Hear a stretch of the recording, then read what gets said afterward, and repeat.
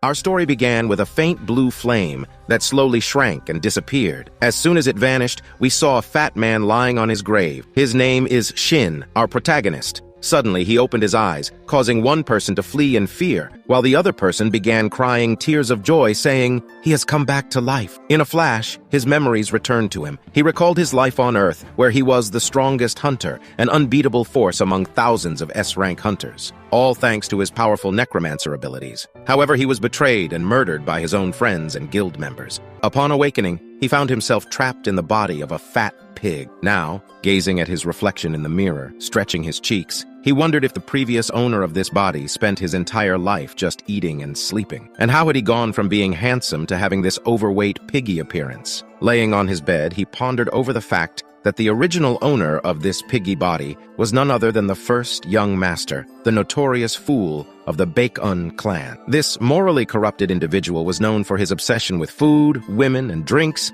and he died like a fool. Now, he found himself reborn as a foolish pig in ancient China. He himself didn't know how it happened. The only clue he had was a peculiar stone he had swallowed before his death that he stole from the clan leader before his demise. And the leader's reaction after the incident now seemed to be a telling indicator. Perhaps that mysterious stone was the key to his unexpected resurrection. He was so fat that he wouldn't even sit on his own. But then something unexpected happened. Notifications flooded his vision, saying that an unexpected error had occurred, and his level would be reset to a mere level 1. Adding to his frustration, all of his abilities were now blocked. Upon hearing this, he couldn't help but feel immensely frustrated. Then, suddenly, he started smiling after realizing that in this world, there were no monsters or gates. On top of that, he was the first prince of this clan, so he could live his life peacefully, doing nothing but eating, sleeping, and enjoying a comfortable life. He could finally die of old age, free from the bloodshed and battles of his previous life. However, his moment of contentment was abruptly interrupted when the door to his room was flung open with powerful force. A man came storming in, shouting his name, while the protagonist's servant tried in vain to stop him. The intruder was Yu Jin, his younger brother. Ignoring the servant's pleas not to disturb the protagonist, Yu Jin delivered a powerful punch to the servant's face, sending him to his knees. He yelled, "How dare a mere servant touch me?" Seeing this, the protagonist walked past Yu Jin and knelt down to check on his servant. Yu Jin tried to say something, but the protagonist ignored him, whispering to his servant, "Who is this man?" His servant replied weakly, "He's Yu Jin, his half-brother." Then an old man entered the room, asking the protagonist if he had lost his memories after coming back from death, and asked Yu Jin to forgive the protagonist's rudeness, as he seemed to have lost his memories. This man was Woon San, an elder in the clan and Yu Jin's uncle. Then both of them started to make jokes about Shin, saying he was a pig and stupid. Now he had finally become a moron and started to move out from the room. Hearing this, Shin got angry, thinking that even after transmigrating, he couldn't get rid of this type of people. Suddenly, he jumped up high with his fat body and with a surge of energy, raising his right arm. His servant watched in shock as Shin delivered a devastating slap to Yu Jin's head, causing him to spit out. Yu Jin, in anger, his face turning red, shouted to Shin, asking what that was all about. Shin casually stated it was a slap and wondered if Yu Jin was stupid not to even understand something this simple. In anger, Yu Jin grabbed his sword, but his hands started to tremble as he felt the overwhelming aura of the protagonist. As fear set in, Yu Jin was left frozen, drenched in sweat. The elder, through telepathy, told Yu Jin not to make a commotion as they had an important matter at hand to do. They left Shin's room, saying that Shin had finally lost his mind now. Then, suddenly, he felt a surge of pain in his head, and a flood of memories washed over him. He saw in these memories that it was none other than Yu Jin who had poisoned him in his sleep. Yu Jin used to bully him terribly, and the worst part was that he discovered Yu Jin was sleeping with his own fiancée and witnessed all the other painful suffering. Snapping back to his senses, his servant looked at him with worry, asking if he was okay. Then, in a rush of realization, he understood that he had done something terribly wrong. Now, he sat in a corner of the room, hugging his knees and crying, realizing that Yu Jin had killed the previous owner of this body. He had just smacked his head, ensuring that Yu Jin would definitely come to kill him again. He had wanted to live a peaceful life in this world, but if things continued this way, he would once again have to stain his hands with blood. As his servant asked once more if he was okay, Shin, still crying, said it was nothing and inquired if there was any place nearby where a large number of people had died. The scene then shifts to Yu Jin, who, in a fit of anger, smashes a vase while cursing Shin for daring to insult him. He wanted to kill Shin now, but the elder calmed Yu Jin down by reassuring him that he didn't have to worry about that, as he had already made preparations for it. At this, Yujin starts to laugh in a sinister manner. The scene then shifts to Shin, who is explaining that the destination he is going to is a forbidden place, a battlefield where a mega war occurred hundreds of years ago and is perfect for his necromancer training. As soon as Shin reached the top of the mountain, panting heavily, clutching his knees, and cursing this damn body that can't even climb a mountain, he let out a joyful smile, saying it was worth the suffering as he could sense a lot of powerful undeads. He sat next to the glowing auras emanating from the ground, which were red, blue, and white in color. He explained that given his current level, he could only extract the white-colored spirit, which was the weakest. Placing his hand on the ground, he activated his Death Key extraction skill. A yellow aura began to rise from the ground and enter his body. As the process continued, he started to feel intense pain. He then explained that in the process of absorbing the undead spirit, he had to endure the pain and agony that the person had experienced at the time of their death. He then smiled and said,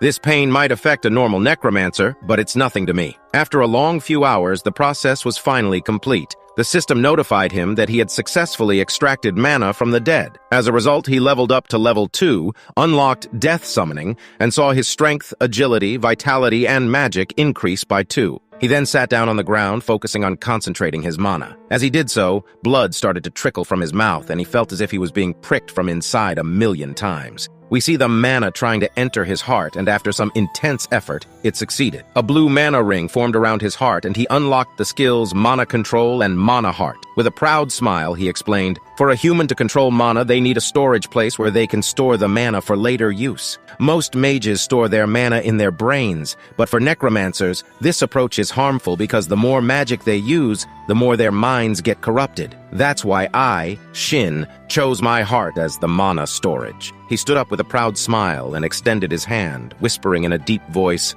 "Arise!" A magical circle appeared, and from within, a skeleton armed with a sword emerged. The system notified him that he had summoned a low-rank skeleton. Shin observed his newly summoned skeleton, thinking that it wasn't ideal for combat due to his current low level. However, it could be useful for scouting. He lifted his finger, indicating the skeleton to perform an attack. The skeleton began to swing its sword, demonstrating its moves, but after just 4 swings, the skeleton crumbled. This left Shin perplexed. Soon he realized that his mana was depleting far quicker than he had expected. The amount of mana in this world wasn't even 1/10 of that on Earth. He let out a sigh, thinking that it was inevitable given this world lacked monsters and mana crystals. Without further delay, he placed his hand on the ground, activated his Death Key extraction skill, and continued to extract mana throughout the entire night. Before we proceed further into the video, it took a lot of time and effort to make this video, so if you haven't liked this video and subscribed to the channel yet, please do so. From the bottom of my heart, I thank you all for supporting this channel. Now let's continue with the video.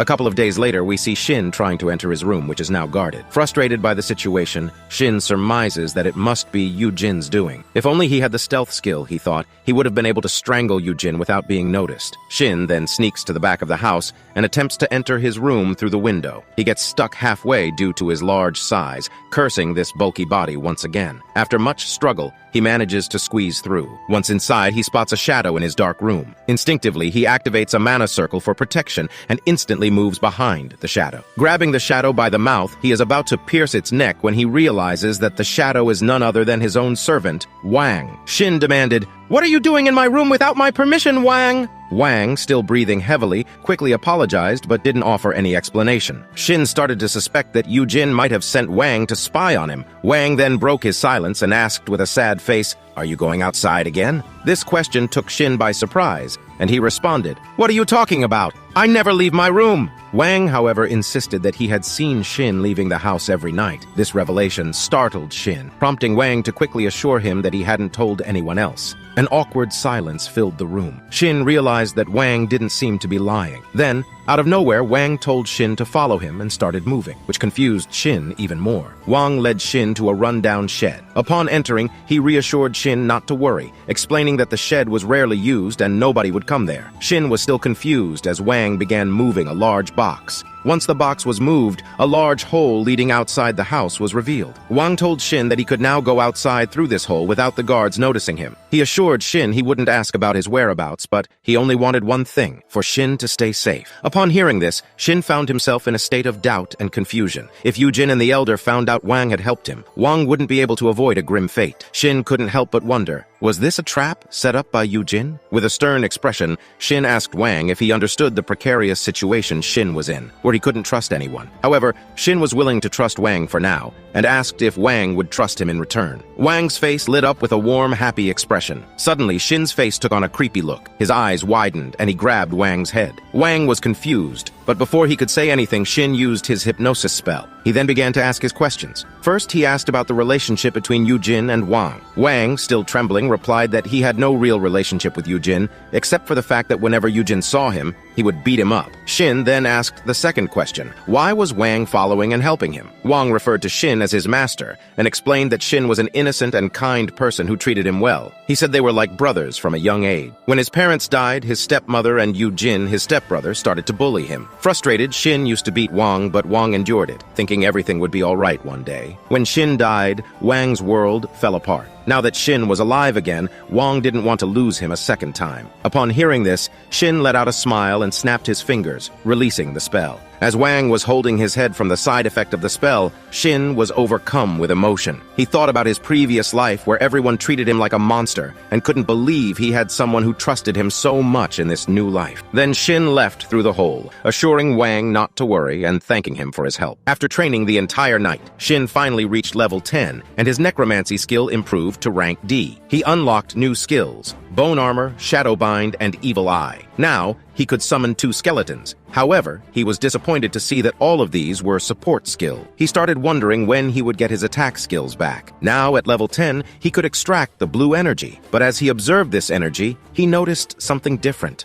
It was a mixture of mana and another mysterious energy, similar to the one he felt from Yujin and the Elder. His curiosity piqued. He decided to absorb this mysterious energy. He carefully extended his hand and began absorbing the energy. As it entered his body, he started to feel hot. His body, however, didn't reject the energy, and the process went smoothly. However, as soon as he tried to fuse this energy with the mana in his heart, it clashed, causing Shin intense pain. Blood started to come from his mouth, and it felt like his insides were being destroyed bit by bit, causing unimaginable pain. Now, Shin was sure he was going to die. He only had one option left, a risky one, but he had no other choice. Despite the immense pain, he smiled and began to concentrate the mysterious energy around his stomach. After hours of hellish pain, just as he was about to pass out, he finally succeeded. Then, the system notified him that he had successfully absorbed the mysterious energy, and a new energy storage had been formed in his stomach. After identifying the mysterious energy, the system informed him that this energy was called Ki, and he had absorbed a 30-day worth of it. Then, an idea popped into his mind out of curiosity. First, he summoned a skeleton using his normal mana. Then he tried to summon another skeleton with the mysterious Ki energy. As soon as he tried, the Ki passed through his heart, got mixed with mana, and with the command, "Arise," he summoned a skeleton. What he saw left him speechless. A terrifying-looking skeleton had been summoned. Both of his summons were standing face-to-face with Shin in the middle observing them. He checked the first skeleton's stats, which were normal. But when he checked the stats of the skeleton he summoned using Ki, he was astounded. The stats were unimaginably high, even higher than Shin's own. Moreover, this skeleton could even use martial arts, though Ki would be consumed to maintain this skeleton. He decided to test his new summon's abilities. With a flick of his finger, both skeletons began to spar. The first skeleton, wielding an axe, charged at full speed, jumped high, and was about to hit the samurai skeleton. However, the samurai skeleton dodged the attack swiftly. The axe skeleton launched a barrage of attacks, but not a single one landed on the samurai skeleton, who used martial arts to dodge them all. Suddenly, the samurai's eyes glowed, and he dashed forward, disarming the axe skeleton with a single attack. Just as the samurai skeleton was about to finish off the axe skeleton, Shin stopped them and canceled both summons. Shin then opened his status window and noticed that they had been sparring for quite a while. However, the samurai had only consumed 10 units of Ki, and a very small amount of mana was used by the axe skeleton. He wondered if this was because he had fused his mana with Ki, but there was a problem. Mana would naturally regenerate within his body, but Ki would not, and he would have to absorb the energy from the dead to regenerate his Ki. This was not efficient, which meant he needed to learn martial arts, he thought, a bright smile spreading across his face. The next morning, we see Shin asking his servant where he could learn martial arts. Upon hearing this, Wang was shocked and worried. The man who had spent his entire life sleeping and eating now wanted to learn martial arts. He asked Shin what kind of martial arts he wanted to learn. With a serious expression, Shin asked if there was a martial art that could absorb an opponent's Ki. Upon hearing this, Wang was scared and implored Shin to lower his voice. The art of absorbing an opponent's ki was considered a demonic martial art, and if someone heard Shin saying he wanted to learn it, he could get executed. He should never mention it again, Wang lectured. Meanwhile, Shin was contemplating that he didn't care whether it was a demonic martial art or not, he was going to learn it anyway. He gave Wang a sidelong glance, showing his determination. Shin yawned during Wang's lecture and said, "Enough of your lecture. Where can I learn martial arts? Does our mansion have a library?" Wang replied that there was a library, but before he could add more, Shin put his hand on Wang's shoulder and interrupted. "So, what are we waiting for?" With a sad face, Wang replied that he couldn't enter the martial arts library because servants were not allowed in. To comfort him, Shin confidently replied, "When I become the lord of the clan, I will teach you all types of martial arts. Don't be sad." He then began to move forward, and Wang bowed his head in gratitude. But then Shin stopped. He turned and asked Wang who the strongest person in his clan's history was. Wang replied that it was the founder of the Baek-un clan, Lord Yu Lang, who established the clan 200 years ago. He was Shin's great-great-grandfather. He reached the zenith superior rank and was called One-Man Army. Upon hearing this, Shin left the room and began to walk, deep in thought. According to his memory, the power ranking system started with the 3 RD rate being the lowest rank, then 2 Endu rate, followed by 1 Saint rate, Zenith, and finally the highest rank, Transcendent. The skeleton he had summoned was only 3 RD rate, yet it was incredibly strong. He continued to think with a worried expression, realizing he needed to find out how much of a power difference there was between a 3 RD rate and a Transcendent martial artist. People around him whispering about his changed behavior. They remarked that Shin wasn't frequenting bars or pursuing women as he used to. Another person responded, saying they should wait and watch as someone's behavior wouldn't change so drastically overnight. They were sure he would soon return to his old ways. Upon hearing the whispers, Shin didn't get mad. Instead, he smiled. After creating the second mana storage and absorbing ki, his senses had sharpened to the extent that he could hear their whispers clearly. He was also happy that his reputation was already so tarnished in everyone's eyes that it couldn't go any further down, meaning he could do whatever he wanted, and no one would say anything. After a while, he arrived at the library, which was guarded by 3 guards at the entrance. Seeing Shin approach, 2 of the guards wondered why the loser, Shin, was heading towards the library. The lead guard laughed mockingly and said, "What brings you here, young master?" Irritated, Shin replied, "Why does anyone come to a library? Obviously not to dance, right? I came to read some books." The mustached guard responded, "I don't think the book you're looking for is in the library." Shin shot back, "And how do you know what book I'm going to read?" The mustached guard then tauntingly suggested, "Aren't you looking for some hentai manga?" He began to laugh. As he laughed, he began to think excitedly about how if he insulted this pig and managed to shoo him away, Jin might even promote him or give him some rewards. Upon hearing the taunt, Shin let out a disappointed sigh and held his forehead. He commented that even in another world, there were these little worms interfering in his life without knowing their place. Shin then suddenly approached the mustached guard and asked him to address him as the son of a worm, then told him to move aside. The guard was confused as to why the usually unassertive Shin was behaving this way. As Shin attempted to pass the guards, the mustached guard grabbed Shin's shoulder, saying he couldn't go inside. In response, Shin gave him a deadly side-eyed look. His eyes started to glow blood red as he gave the guard a death stare. The guard broke out in a cold sweat, frozen on the spot. Shin removed the guard's hand from his shoulder and walked into the library. Meanwhile, the other 2 guards asked the mustached guard what had happened and why he wasn't responding. Still trembling, the mustached guard kept asking for help to save him. After seeing Shin's eyes, he realized those were not the eyes of a human, but of a tiger ready to devour its prey. The fear was so intense that he wet his pants. Still frozen on the spot, pee dripping slowly onto the ground, the 2 other guards couldn't comprehend what had happened. They grabbed the mustached guard and started dragging him out to take him to the clinic. One of the guards looked back at Shin, realizing that Shin was indeed a direct descendant of the Baek-un clan. The scene then shifts to a dark staircase, with an elder from the Baek-un clan descending into a hidden bunker. Inside, a body is seen covered in bandages, surrounded by several people dressed in red who bow to the elder. The elder reveals that Shin entered the martial arts library that day and continues to express his opinion that even if Shin were to read every martial arts book in the library, he would remain the same naive young master. This was precisely why they chose him for their plan. One of the men in red agreed, suggesting it might even be beneficial that Shin was attempting to learn martial arts. Even the slightest mistake during training could cause one's energy to backfire, potentially leading to death. He then extended his hand towards the mummified body, stating that their preparations were ready, and no one would be able to save Shin now. The elder orders them to execute their plan tonight, then leaves the bunker with a satisfied smile on his face.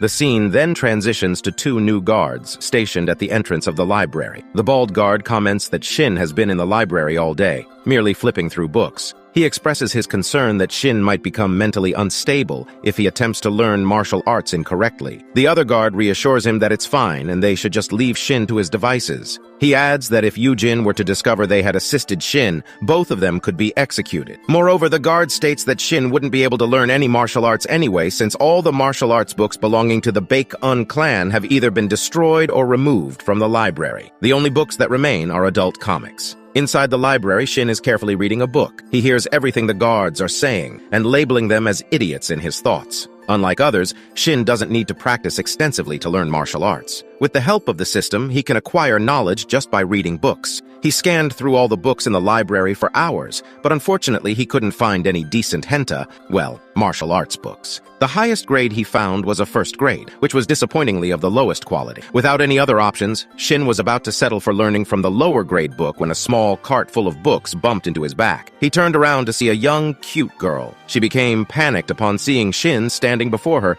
and began to apologize tearfully. Shin asked her about the books in the cart she was pulling. Still nervous, she replied that they were all damaged books, and it was her duty to throw them in the basement and keep only the good books in the library. Shin asked her to lead him to where these damaged books were kept, hoping he might find something useful there. Unfortunately, even after searching for hours, he didn't find a single decent skill among them. The little girl then handed Shin another book, asking if it was okay to learn martial arts from these damaged books. After seeing the girl's kindness, Shin assured her it was okay, and that if she picked a good book, he would reward her with something good. Upon hearing this, she got really excited and after a while brought him a heavily damaged book. It looked so fragile it seemed it would crumble at the slightest touch. Despite its condition, Shin decided to check the book. To his surprise, the rank of the skill within the book was unknown. This could mean it's either a top-grade skill or a skill so low-level that the system was unable to rank it. Shin patted the little girl on the head and assured her he would definitely give her a good treat. Then,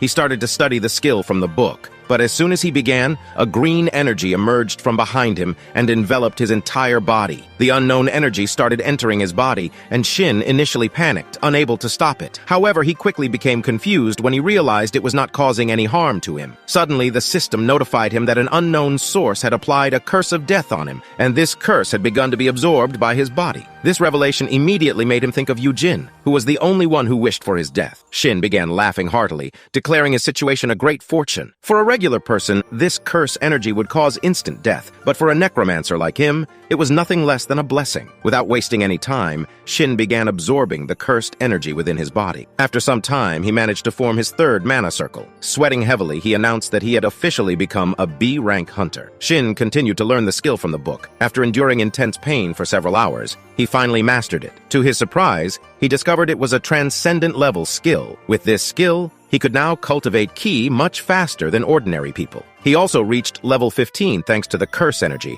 which delighted him. As he checked his status window and saw the morning light filtering in from the outside, he realized he had been studying the entire night. Suddenly, Wang burst through the door and urgently told Shin he needed to get ready quickly as someone important had come to see him. Shin asked who it was, and hesitantly, Wang revealed it was Shin's fiancée. The scene then shifts to Shin's fiancée. As she strolled through the town, the local townsfolk all gathered to get a glimpse of her. Comments about her beauty filled the air, with many agreeing that she was one of the top 3 most beautiful women in the entire kingdom. Suddenly, a man from the crowd stumbled and fell into the mud, splattering some onto Jung-mi's clothes. She shot him a deadly glare while her muscular guard prepared to attack the hapless man who was begging for mercy. However, Jung-mi stopped the guard, and with a kind face, she extended her hand to help the man up, asking if he was okay. She even handed him some money and gently advised him to take care. As she resumed her walk, the townsfolk began showering her with praises, remarking not just on her beauty but also her kind heart. However, inside, Jung-mi felt a wave of disgust washing over her. The mere touch of that man felt like a worm writhing on her skin,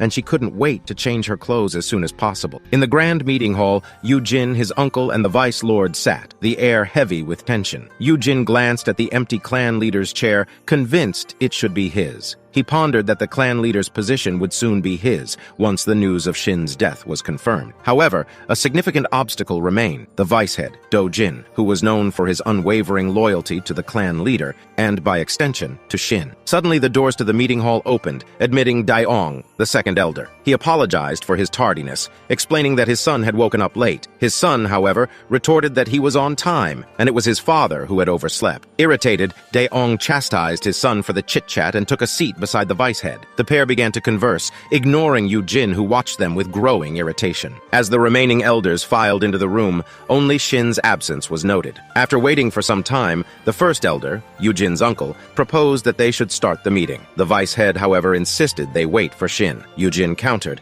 asking why they should wait for a loser who was good for nothing. Suddenly, from behind them, a voice echoed throughout the room. "Who's the loser?" Shin made his grand entrance, causing Yoo-jin and his uncle to gasp in surprise and fear. Questions started racing through Yoo-jin's mind. How was Shin still alive? Had the curse failed? Shin casually dragged Wang by the hand and took a seat beside the vice lord. He then gestured for Wang to sit next to Do-jin. This was a move that shocked everyone, causing a mixture of fear and nervousness to grip Wang. The fourth elder, taken aback, shouted out, "Has Shin finally gone mad? To allow a mere servant to sit in this important meeting? This has never happened in the history of our clan." Wang nervously suggested to Shin that he should leave, but Shin, maintaining a serious expression, turned to the fourth elder and asked, "What seems to be the problem?" Infuriated, the fourth elder replied, "The problem, young master, is why the hell have you brought this dirty servant into our meeting? And you've even let him sit amongst us." Shin, exuding a powerful aura, retorted in a deep voice, "Do I need permission from you for what I am allowed to do or not?" The fourth elder recoiled, taken aback by Shin's intense gaze.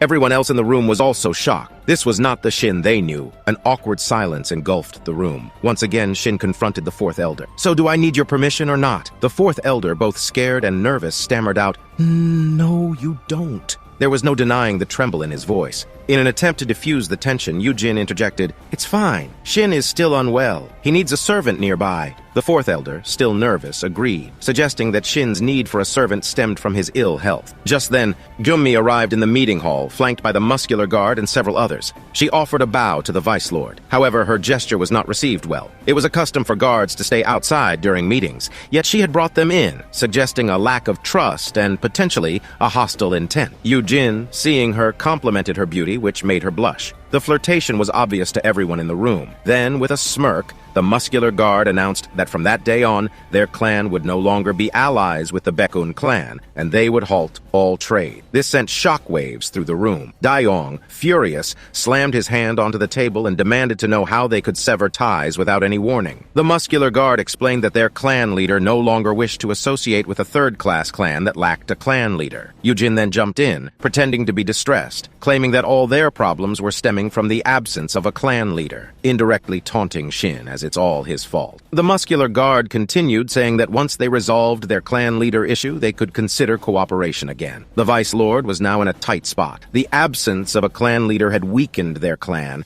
and they desperately needed the support of Gyeommi's clan. But the choice for the clan leader's position was between Yoo-jin, who was not trusted, and Shin, who was deemed a loser. This was indeed a dire situation. The muscular guard then started speaking about the engagement between Shin and their young lady. But before he could finish his sentence, Shin interrupted him with a yawn. Announcing that he had something to say about the engagement, all eyes turned to Shin. Yoo-jin thought Shin was about to cry and begged for them not to break off the engagement. Shin and Gyeom locked eyes. Then, with a casual air and one finger on his nose, Shin declared that he wished to break off the engagement. The entire room was shocked into silence. Gyeom, unable to contain her anger, fumed at the audacity of this loser rejecting her. How dare he? The scene then shifted to Shin in deep thought. As soon as Gyeom had walked into the room, a wave of pain had hit his head, triggering memories of Shin's past life, particularly of his first meeting with Gyeom. In their initial encounter, Gyeom had proposed to him with a sweet, innocent face, and those were some of the happiest memories of his life. However,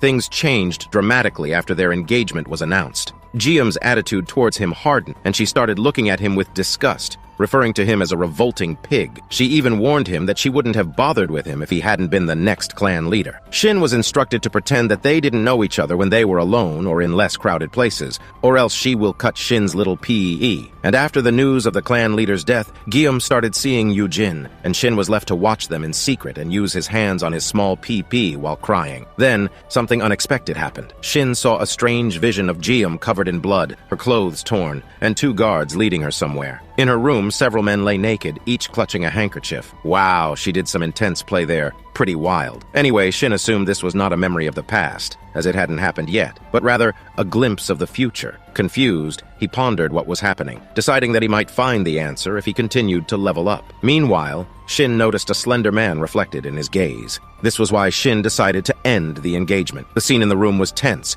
with Guillaume shaking in anger but saying nothing. Shin, with one finger in his ear, looked at Guillaume and jokingly asked why she wasn't answering. He teased, asking if she had some lingering attachment to him. Hearing this, the muscular guard shouted at Shin, demanding how he could dare to insult their young lady. Unexpectedly, the second elder of the clan came to Shin's defense, causing a heated argument to break out. Amidst the chaos, a confused Shin questioned the second elder. He pointed out that Guillaume's clan had come here with the intention of ending their engagement, and he'd simply said it first, so he couldn't understand why his agreement was causing such a problem. Yet again, the muscular guard erupted in anger, insisting it wasn't the same. He knew that if word got out that it was Shin, considered a loser, who had rejected Guillaume first, the head of their clan would definitely take his head off. The muscular guard, now known as Black Bear, was getting increasingly angry. He started emitting a powerful aura directed solely at Shin. This intense energy made it difficult for Wang to even breathe, yet Shin was totally unbothered. Confused and frustrated, Black Bear wondered how Shin, who he considered a loser, was able to withstand his aura. After all, he himself was a Zenith-level martial artist. Black Bear intensified his aura, aiming to overpower Shin, but unexpectedly, a white aura emerged from the Vice Head, nullifying Black Bear's aura. He warned Black Bear that he was willing to fight if this was a declaration of war.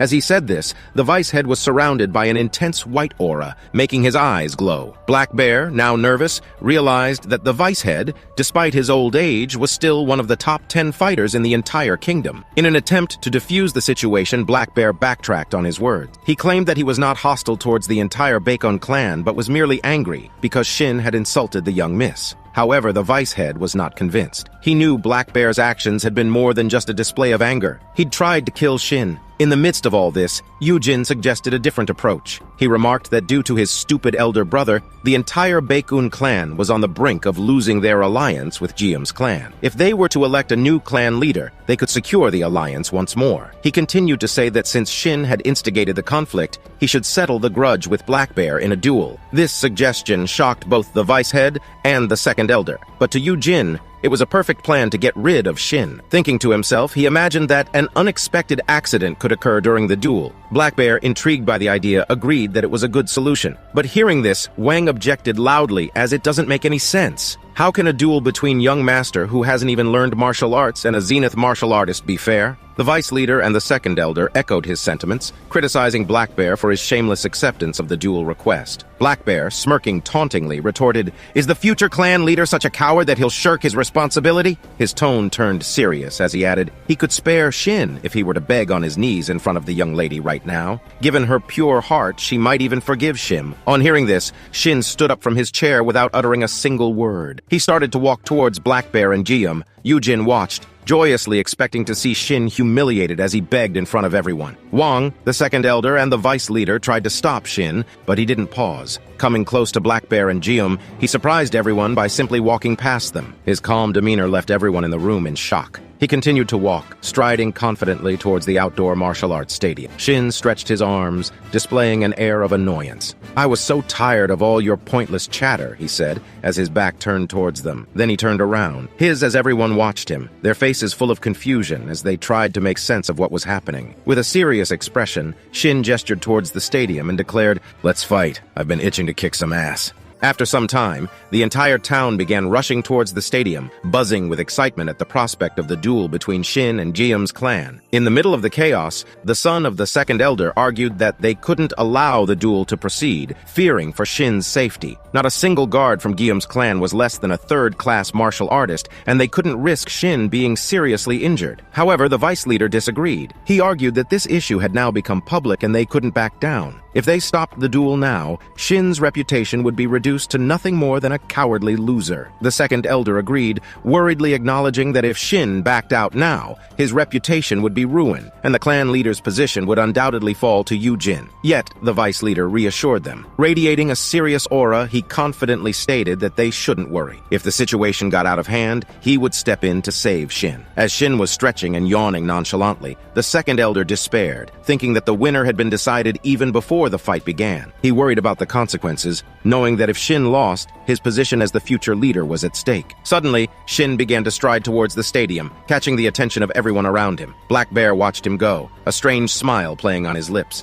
Wang, on the other hand, looked on with growing tension etched on his face. Gium, oblivious to their reactions, held her head high, feigning concern in front of the crowd. However, Shin noticed her act and couldn't help but comment. "Your acting skills are indeed amazing. You're fit to be an opera actor," he stated sarcastically, causing a stir among the onlookers. Black Bear barked at Shin to shut up, but Vice Leader was quick to remind Black Bear about not using martial arts during the duel. Black Bear retorted that he didn't need to be told. He then chose one of his underlings to represent him in the fight. This move enraged Shin. Pointing a finger at Black Bear with a fiery look, he declared, "I don't want to fight these low-level minions. My opponent is you, Black Bear." This statement left everyone shocked. Bristling at Shin's words, Black Bear retorted that Shin should pick an opponent that matched his power level. Shin countered by insinuating that Black Bear was admitting to being weaker than him. The situation threatened to spiral out of control when the referee finally started the match. In his rage, Black Bear commanded his subordinate through telepathy to kill Shin. The underling lunged at Shin, throwing a powerful punch that Shin easily evaded, much to everyone's shock. The underling then launched into a barrage of punches, all of which Shin skillfully dodged. Frustrated, Black Bear yelled at his underling for playing around and told him to fight properly. From the underling's perspective, he was already giving his all. Left with no choice, he activated his martial arts skills and punched Shin with all his might. The onlookers grew furious, and Vice Leader readied himself to intervene and save Shin. However, something unexpected happened. Instead of Shin, it was the underling who ended up crying out in pain. He held his hand, which had fractured. Yujin pondered if Shin had hidden a steel plate under his clothes, while the first elder declared that Shin hadn't done such a thing. He speculated that Shin must have learned some kind of martial arts. Black Bear accused Shin of cheating by using martial arts, but the crowd quickly refuted his claims, pointing out that it was Black Bear's underling who used martial arts first. This silenced Black Bear, while Shin seemed to be bewildered by the situation. He hadn't used any martial arts, he had simply activated his F-rank defense skill. To defuse the situation, Black Bear publicly apologized and admitted their defeat. However, he then loudly announced that the duel wasn't over. He proceeded to the stage, stating that it was Shin who had originally suggested the duel, so now it was his turn to fight. Hearing this, the Vice Leader grew angry, questioning Black Bear's intentions. But Black Bear argued that the situation had changed now that Shin had shown his martial arts prowess, making the duel fair. The second elder and Vice Leader were against the continuation of the duel and voiced their objections. Breaking the tension, Shin assured the Vice Leader it was all right and addressed Black Bear, teasingly calling him a teddy bear. He told Black Bear that he talked too much and urged him to hurry as he was eager to kick his sweet little ass. Black Bear stepped onto the stage, standing face to face with Shin. With a stern expression, he warned Shin that he would regret his decision. Shin, in a casual tone, replied that oddly enough, everyone who has ever told him that ended up defeated. Annoyed, Black Bear dashed towards Shin, who managed to dodge the attack with ease. Black Bear then launched a barrage of attacks, throwing punches and kicks at Shin. However, Shin kept dodging all of them, surprising both Black Bear and the spectators. Shin even admitted that Black Bear was indeed faster, and his power and speed were comparable to a D-rank hunter's, but he found it to be nothing impressive. Suddenly, Black Bear swung a devastating sidekick towards Shin's mouth. The vice leader grew anxious as it was a dangerous move, but Shin effortlessly blocked it with his wrist. This surprised Black Bear even more. He launched another series of punches and kicks, but Shin dodged them all again, causing Black Bear to question how Shin was managing to do so. As the crowd watched in amazement, some spectators began to question Black Bear's abilities, wondering if he really was a 1 Saint grade martial artist, since he couldn't even defeat Shin, who they regarded as a loser. Enraged by these comments, Black Bear dashed even faster towards Shin, intending to grab him in anger. However, Shin countered with a punch, his hand glowing with a deathly aura. The punch sent Black Bear flying backward, tumbling across the ground like a rolling ball. Shin, raising one hand in a victory pose, stood tall, and the crowd broke into cheers. The crowd continued to cheer while Black Bear, shocked and confused, touched his mouth and found he was missing a tooth. His face turned red in rage, veins bulging as if they would burst any second. He immediately activated his martial arts skills and rushed towards Shin at lightning speed, aiming a punch at Shin's face. The punch caused a huge spark of light, blinding everyone's vision, including Guillaume's. When her vision returned, she was stunned to see Black Bear flying through the air and crashing to the ground before her. She turned her gaze to find it was the Vice Elder who had blocked the attack. The Vice Elder angrily questioned what all of the Baekun clan members were doing. He exclaimed that the Guillaume clan had tried to kill their young master, and they should ready themselves for battle. As everyone prepared to attack, Guillaume's anger boiled over. She scornfully referred to the Baekun clan members as bugs and shouted in fury at their audacity to raise their swords at her. Hearing this, the Baekun clan members exchanged glances and commented on Guillaume's fearsome temper. They admitted that just her look alone could kill a man and acknowledged that she had finally shown her true colors. The second elder demanded that the Guillaume clan hand over Black Bear as he had attempted to murder the young master. But before he could finish his sentence, the sight of Black Bear's head flying through the air silenced him. Someone had beheaded Black Bear. The man responsible was a middle-aged figure with razor-like claws on his hand, the infamous Blood Claw, the top martial artist of the Guillaume clan, a high-ranking Zenith-level practitioner. The sight of him sent waves of fear through everyone, including the vice leader. He himself was a mid-tier Zenith-level practitioner and knew he couldn't defeat Blood Claw. Despite this, the vice leader was determined to protect Shin at any cost. He turned to Shin, instructing him to stay behind him, promising to protect him. But Shin, with an annoyed look, responded, "Who is protecting who? I can protect myself. You should worry about yourself."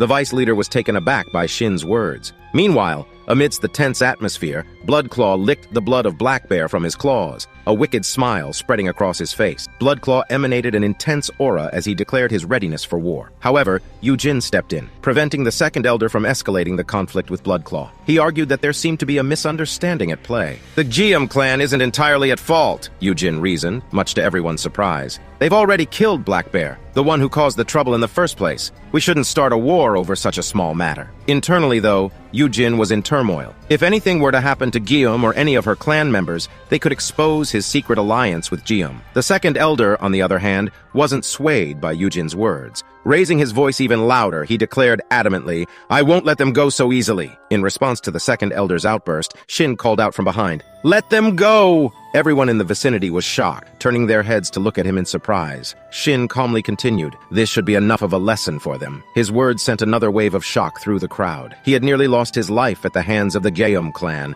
yet he remained calm and forgiving. Furthermore, when had he become so proficient in martial arts? The change in him was undeniable, and everyone present started to look at Shin with newfound admiration. Meanwhile, Yujin was boiling with rage. Instead of him, Shin was becoming the center of attention, and this irked him greatly. In a fit of anger, Guillaume pointed her finger towards Shin and yelled, "I'll definitely have my revenge!" With that, she stormed off. Left behind, Shin allowed a wicked smile to curl his lips. In a low whisper, he muttered a single word, "Arise." The scene then shifted to a deserted jungle. Two groups of people, both dressed in black, appeared. One was Yujin's group, and the other was Blood Claw's. Yujin shouted at Blood Claw, "How could our plan have gone so wrong?" Blood Claw replied apologetically, "We could not have predicted that things would turn out this way, but we plan to rectify our mistake by killing Shin tonight." Hearing this, Yujin was taken aback, but also felt a sense of relief. "I will clear the guards," he promised. "You had better make sure this plan goes off without a hitch. Once I become the clan leader, I'll reward you greatly." As they parted ways, a shadowy creature emerged from the ground and began moving through the jungle. The scene shifted to Wang, who was frantically pleading with Shin to meet the vice leader. Despite Wang's insistent pleas, Shin simply refused to go. Wang continued to press the issue, reminding Shin that the vice leader had saved his life by blocking a deadly attack from the black bear. Shin, looking annoyed, thought to himself that even if the vice leader hadn't intervened, he would have easily blocked that pathetic attack. The atmosphere became somber as Wang confessed his fear, saying that his heart had sunk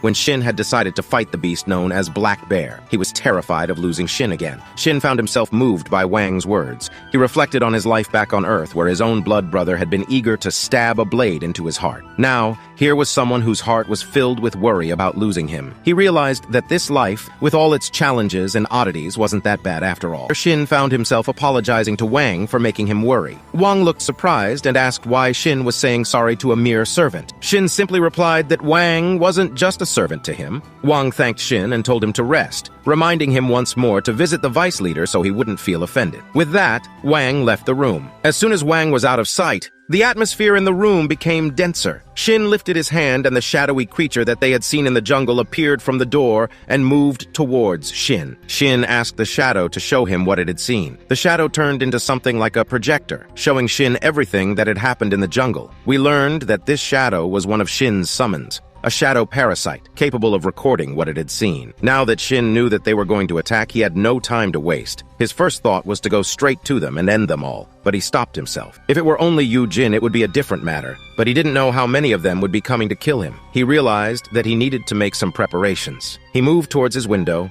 looked out into the distance, and said, "It seems like the time to visit the grave has finally come." In the next scene, we see Shin standing in the Death Valley. He summons a skeleton wielding a spear by uttering the word, "Arise." It wasn't just any skeleton, though. It was the same one he had summoned using his ki, the one that knew martial arts. With its power equivalent to a first-rate martial artist and stats all above 100, it was a formidable summon. Moreover, Shin had managed to gather more than 10 of these powerful skeletons. This feat had only been made possible due to the transcendent skill he had discovered in the library, allowing him to accumulate ki rapidly. Shin checked his status window. He was now at level 22. All his stats were above 150, and he had collected a variety of different types of kai, totaling more than 5,000 in number. This had officially advanced him to a low-level Zenith martial artist. With these advancements, he had finally obtained a close combat ability with his necromancy, a feat that had been impossible in his previous life. After hours of searching, Shin finally found a grave separated from the others, radiating a potent aura. The name inscribed on the tombstone revealed that this was the grave of the first leader, the founder of the Baek-un clan. He was known to be the strongest swordsman in history. Excitement surged through Shin as he raised his hand and commanded, "Arise!" The key started to be rapidly absorbed, and a bright light emanated from the grave. However, after some time, the summoning process halted. Shin received a notification from the system stating that the being he was attempting to summon was too powerful and could not be summoned because his necromancy wasn't high level enough. The rank required to summon this being was represented by a question mark. Shin was confused. His necromancy was at B rank, which he thought should be sufficient to summon a transcendent level undead. What was this about a question mark? The highest rank was supposed to be S rank. Did he need to exceed even that to summon this being? He came to the realization that Yu Long, the first clan leader, must have been exceptionally powerful. Finding no other option, Shin decided to move forward, leaving behind the unsummoned grave of the mighty leader. As Shin moved forward, his mind filled with thoughts of needing to find a Zenith-level undead quickly to deal with the Blood Claw. Suddenly, he was startled by a sharp aura emanating from a grave behind him. As he turned around, his eyes widened at the sight of a red summoning circle appearing in front of the grave. A flurry of system notifications informed him that an undead was summoning itself, despite Shin's low skill level, because it wanted to be summoned. This shocking and confusing situation left Shin nervous. He saw the undead sitting on his grave in a cool pose, one hand on his sword, exuding a terrifying aura. As Shin checked the skeleton's status, he saw that its level was 30, with all stats above 200 and more than 5,000 ki. The system notified him that the skeleton's power was reduced due to Shin's low necromancer level, but even so, it was significantly stronger than Shin. Then, something even more shocking occurred. Without any command, the skeleton began to move towards him. Suddenly, Shin felt a thought from the skeleton infiltrate his mind. "This Shin is an interesting lad," the skeleton seemed to convey. This left Shin even more confused and nervous. As the skeleton approached even closer, it reached out and grabbed Shin's chest, trying to make love with him. Signaling its choice to follow him, Then suddenly Shin felt a surge of energy flow through his body and quickly realized the skeleton was trying to do something. The system chimed in, notifying him that the skeleton warrior was attempting to transfer the 12 Swords of the Thundercloud God technique to him. Asked if he would accept it, Shin, albeit surprised, replied with a smile and acceptance. The scene then shifts to the Bloodclaw group, who are marching together with the aim of killing Shin. After a while, they stop, suggesting they should rest. However, Jium, from behind, starts shouting that they don't have time to rest. She insists they keep marching because she wants to witness Shin's painful death. In her anger, she kicks one of her underlings, yelling at him to move. Bloodclaw tries to explain to Jium, addressing her as Young Miss, that their soldiers need to rest or they won't be able to fight upon reaching their destination. Jium, looking annoyed, retorts, "How much energy does it take to kill that loser? Are you Bloodclaws so weak?" Bloodclaw, now angry, shows his claws and sternly suggests they end this useless chatter and move again. Hearing this, all the subordinates feel disheartened, as they must continue their journey without resting. Then, suddenly, everyone feels a terrifying aura. Bloodclaw dashes toward Jium to protect her just as a spear flies toward them, piercing the chest of a man standing beside Jium and Bloodclaw. The spear still lodged in his chest and his hand trembling, the man dies on the spot. Bloodclaw suddenly noticed something strange. The spears were made of bones. Then, without warning, a barrage of bone spears launched towards them, instantly killing many. Bloodclaw, while deflecting the bone spears coming towards him and trying to protect Jium, shouted in anger at his subordinates, "Don't act like idiots! Wrap your bodies and swords with your kai and deflect the spears!" Following his command, they managed to deflect the rest of the spears, but not before losing nearly half of their army, with many others injured. Frustrated and angered, Bloodclaw shouted, demanding whoever was attacking from the shadows to step forward and show their face. Shin finally revealed himself, responding, "Who is talking about hiding? The ones who came in secret to assassinate me?" Bloodclaw was taken aback, wondering how it was possible. Shin then dropped another bombshell, stating, "Do you think I'm an idiot? That if you wear a mask I wouldn't recognize you?" He addressed him directly as Bloodclaw and revealed the woman in the back as Jium. Bloodclaw, trying to divert the conversation from the topic of assassination, claimed they were just carrying out a secret mission. Shin retorted confidently, "Yes, and that mission was to kill me, wasn't it?" Hearing this, Jium began to shout that Yujin had betrayed them and lured them here. Now that Shin had come to them, they should seize the opportunity to kill him. On the other hand, Bloodclaw was deep in thought, suspecting that he'd been baited by both brothers. He wondered if Shin and Yujin were working together, even though they seemed to be at odds. He couldn't act rashly, for many spears had already been launched their way, indicating Shin wasn't alone. But he'd been scanning the area for a while and hadn't sensed anyone other than Shin. He wondered if this was a ploy or if Shin was mentally ill to come here alone, knowing they intended to kill him. Eventually, he concluded that Shin must have set up some sort of attack mechanism before their arrival. This suggested that Shin was definitely alone. With a confident posture, raising both his hands upward, Bloodclaw ordered his subordinates to attack and kill Shin in the most painful way possible. Shin, on the other hand, was excited. "It feels like ages since I've seen some bloodshed," he declared as Bloodclaw's subordinates marched towards him.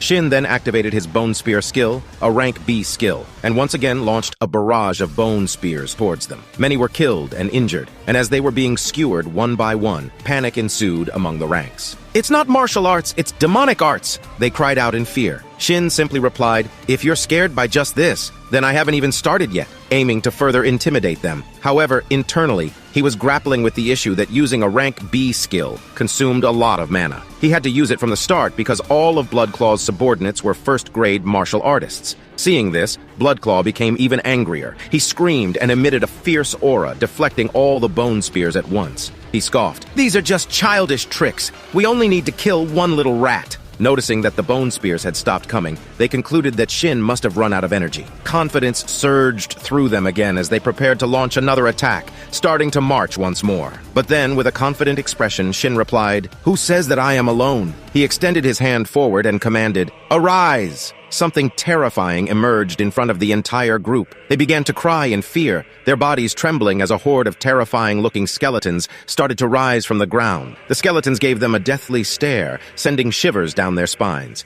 "Now you can say it's a demonic art," Shin commented, standing alongside his skeleton soldiers, arms folded, a triumphant smile on his face. As he stared at the skeleton army, even Bloodclaw started to sweat, pondering the kind of demonic art this was. Despite being a killer his entire life, his body froze in fear because of these skeletons. When one of his subordinates tried to flee, Bloodclaw killed him on the spot, shouting that if anyone else dared to flee, he would kill them himself. Left without a choice, the group yelled that the enemies were just bones and started marching towards Shin again. The skeleton soldiers also began marching towards the group, and a fierce fight commenced. Seeing this, Shin commented, "So they have chosen death." From behind Shin, a skeleton wielding a bow emerged, launching an attack that mercilessly killed the man standing near Bloodclaw. Seeing this, Bloodclaw realized something strange. Each and every skeleton was displaying the power of first-grade martial arts. He understood that assisting his subordinates would put him in danger, and that if he could kill Shin, who was controlling them, the problem would be solved. He instantly dashed towards Shin, charging his attack, but before his attack could even land, he was struck from behind. The blow was so strong it split the ground in half. It was none other than the first clan leader's attack. Panicked, scared, and covered in sweat, Bloodclaw realized he couldn't kill Shin and had fallen into Shin's trap. Shin had made it seem like he was defenseless and lured him closer. Bloodclaw addressed Shin as the reincarnation of a demon. As the skeletons surrounded Bloodclaw, piercing their spears into his body one by one, he didn't scream, but laughed instead. After some time, when everyone had died, Shin summoned all the assassins, including Bloodclaw, and he will check them later as he had more pressing matters at hand. Shin started moving forward, causing Gium to feel as though she might wet herself with fear. Shin came close to Gium and removed her face mask, and trembling, Gium addressed Shin as Darling, claiming she had been brainwashed by Yujin, and that was why she was acting this way. Her voice was cute and polite. Her expression became even more innocent as she started crying, saying she would never think of killing Shin, not even in her dreams, as they were lovers. Overflowing with cuteness and politeness, she suggested they could start over, insisting it wasn't too late. Shin thought to himself that if she were born on Earth, she definitely could have become a top Korean actor. Seeing her chance, Gium took out a hidden weapon and sprayed some cursed gas onto Shin's face, showing her true colors as she sneered, "A pig will always be a pig." To her surprise, the curse didn't affect Shin, leaving her in shock. From the cursed mist, Shin lifted his middle finger and forced it into her puss, and pressed it against her chest, stating, "One thing I really love about this world is that I don't have to worry about the law when I kill someone." He pointed his finger at Gium, who stood still in confusion. Then a surge of pain coursed through her body. Writhing in pain, she clutched her chest and fell to the ground. Slowly and painfully, she began to die. Her body began to rot slowly, revealing that Shin had placed a curse on her. As her face started to melt, Shin placed a name tag beside her that read Gium and began to move forward, declaring that it would be Yujin's turn next. So, the episode ends here. If you would like me to continue the series, please subscribe and comment part 2. Thank you for watching.